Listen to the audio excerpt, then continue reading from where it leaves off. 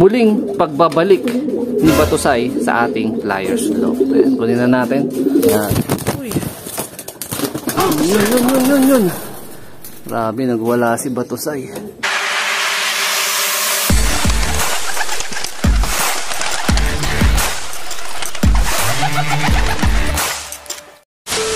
Good day mga ka-EA! So for today's video, so eto na yung sinabi ko nung huling vlog na huling pairing at huling clutch ni Batusay cross kay Rezo. So yung na nilabas o prinundos ng performance nun is si Lady Minato, which is Javier Leyte finisher.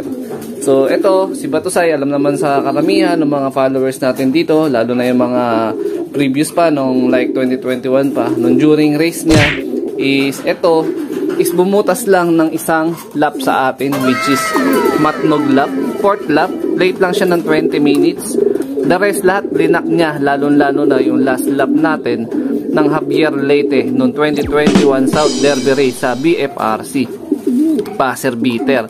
So sa ngayon dahil gusto ko na rin na muna na pagpahingin siya for the meantime, so ito na muna yung huling pairing nila. Yung itlog nila dyan, sabi ko ipapayaya muna natin dito, papaposter natin dito, tapos yung mismo itlog na nandito is pamimigay natin sa tropang kalapatids na nabanggit ko nung nakaraan. Kasi ako napili nung nakaraan na pagbibigyan.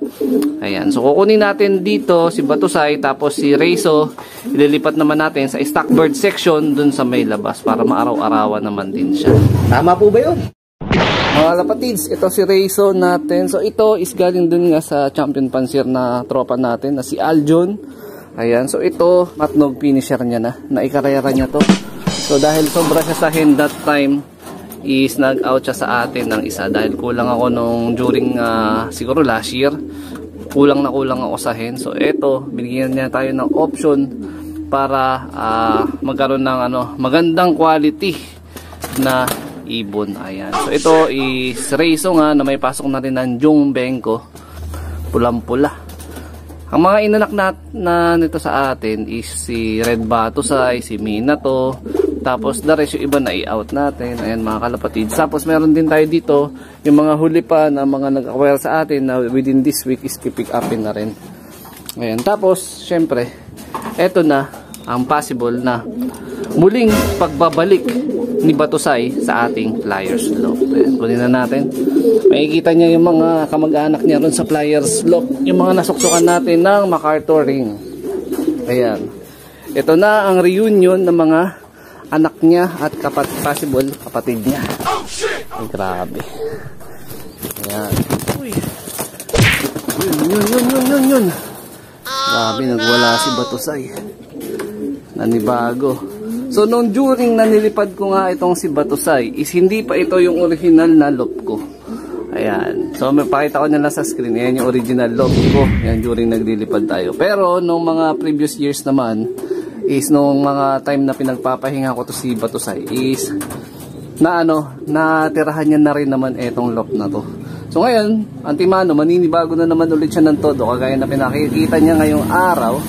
So gagawin natin siguro mga at least 2 to 3 days muna siya dito na Bartolina sa Flyers Loop. Tapos obserbahan ko kung kaya na natin siyang parorondahin natin si Batusay.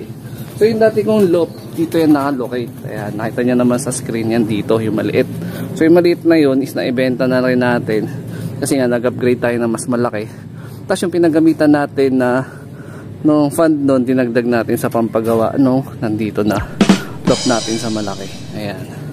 So yun yung story natin. The rest, yung mga pinagbilan ko na materialis nito galing pa rin kay Batusay. Actually si Batusay ang nag-provide nung mismong Flyers Loop natin na to. Siya talaga yung nagpundar.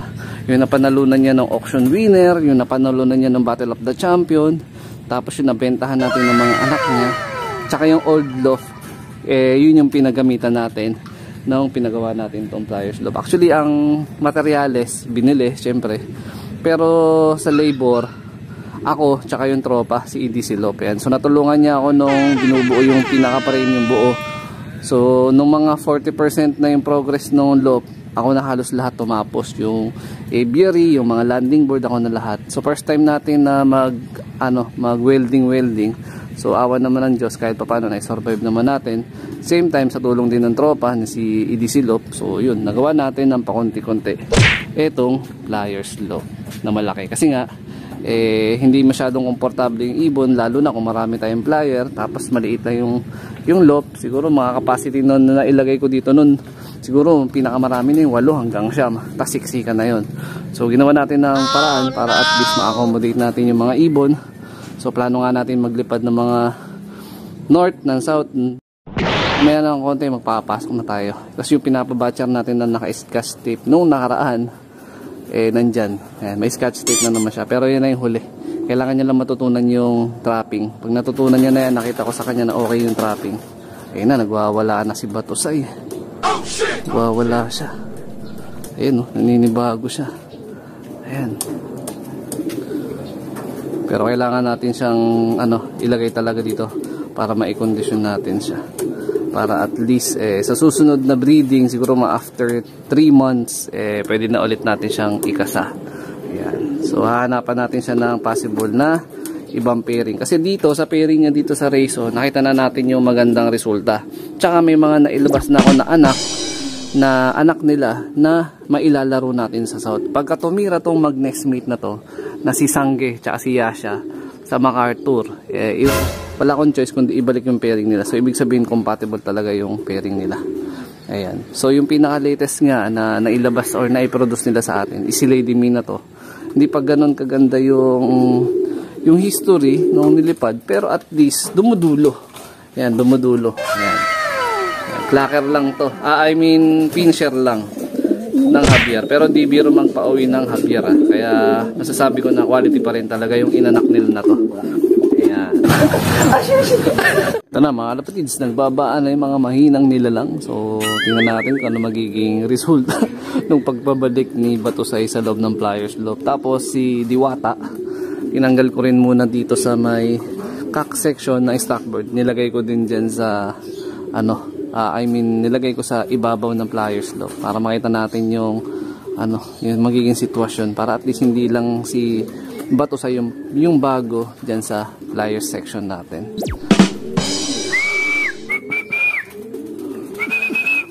Tingnan natin kung maayos na rin mag-trap kaya itong si Cardell. Ayan, yung bago nating MacArthur bird na may scotch tape pa. Si Cardell na yung tawag natin sa kanya.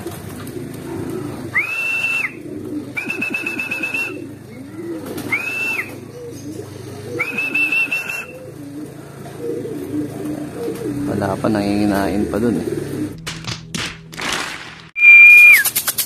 Ayun, nagpasukan na lahat ng ibon natin, maliban na lang kay Cardell na na-stack up dun sa ibabaw. Ayan. Pag natuto na siya mag-trapping mamaya, bukas o sa isang araw, pwede na natin tanggalan ng scotch tape yan pag nandiyan sa labas. Wala si Batusay, binabarakuhan siya nung kapatid niya. Sila Kastama. Yan, halos majority, 70% nung laman ng pliers loop bloodline ng Javier natin.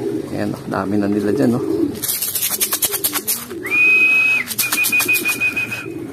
Subukan natin i-stickin kung susunod sa stick to. Ayan.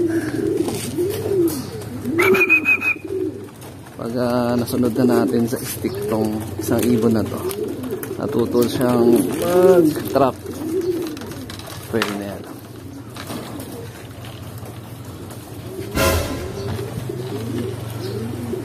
Sana. Lumayo ang mga eting. Ito, subok pangalawang beses.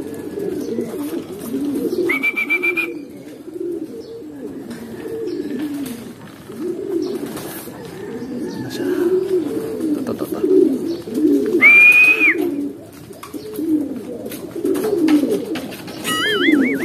Ayaw. Ayun na, hayaan ko na lang sigurong bumaba ito. Naurat na ako kaka-stick. Layo Tingnan natin kung papasok na siya naman isa. Ayun panay mukbang na yung mga kasama niya. Siya na lang hindi kinakain Ayan.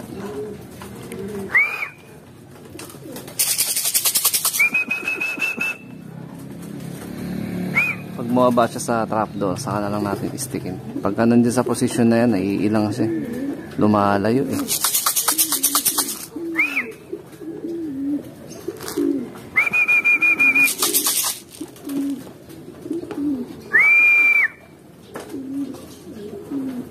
gustong tumalon, no? Patay. Pang.